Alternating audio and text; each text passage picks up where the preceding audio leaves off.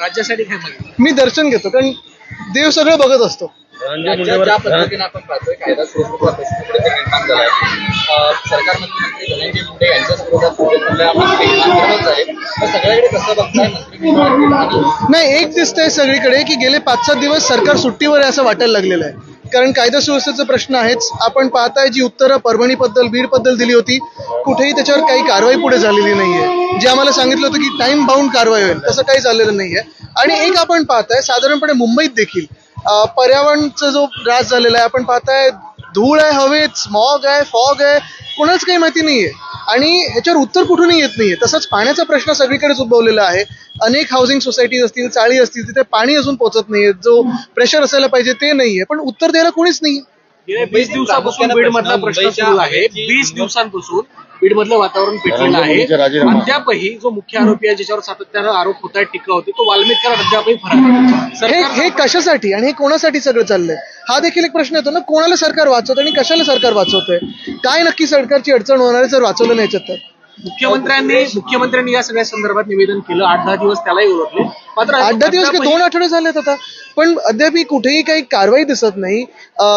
बीड पूर्ण जिल्हा आपण पाहतोय संतप्त झालेला आहे, अस्थिर आहे आणि एक मनामध्ये शंका आहेच की नक्की हे सरकार कोणाचं आहे. कल्याणमध्ये जर बघितलं तर लहान मुलीवर अत्याचार झालेला, त्याच्याबद्दल काय सांगतो? आता हेच तर मी सांगतो ना, सरकार सुट्टीवर गेलंय का? बीडची जर स्थिती पाहायला गेली तर प्रामुख्यानं बिहार सारखी अवस्था बीडमध्ये झाली असं सत्ताधारी आमदारच म्हणू लागलेले आहेत. याकडे कसं बघताय तुम्ही? बीडसाठी आणि परभणीसाठी खरोखर हाऊसमध्ये जे दस साहेबांनी असेल किंवा आवड साहेबांनी असेल भाषण केलं ते ऐका. त्याच्यावर मुख्यमंत्र्यांनी जे उत्तर दिलं ते ऐका.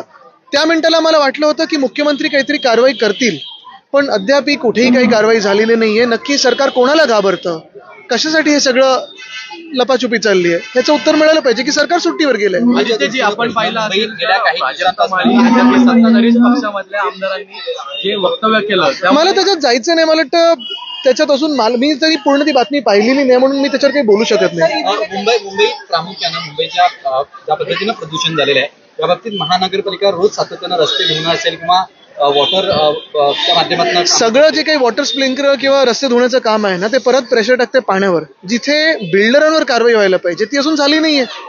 आणि हेच जे मी मागचे जे मिंदे सरकार होतं, जे बिल्डर कॉन्ट्रॅक्टरचं होतं, तसंच हे भाजपचं सरकार आहे का की काहीतरी वेगळं आहे, हे भाजपने दाखवणं आम्हाला गरजेचं आहे.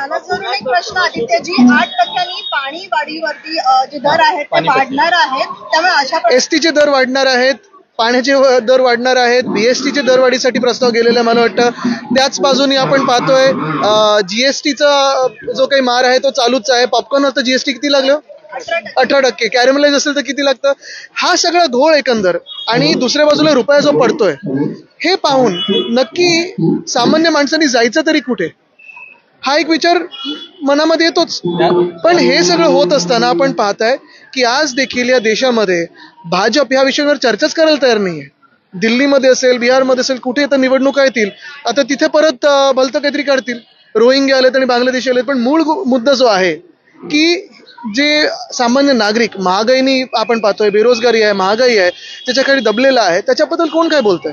त्यालाच धरून जे लाडक्या बहिणीला 1500 रुपये दिले होते तर या टॅक्सेसच्या माध्यमातून वसूल केले जात आहेत आणि 2100 कधी होणार?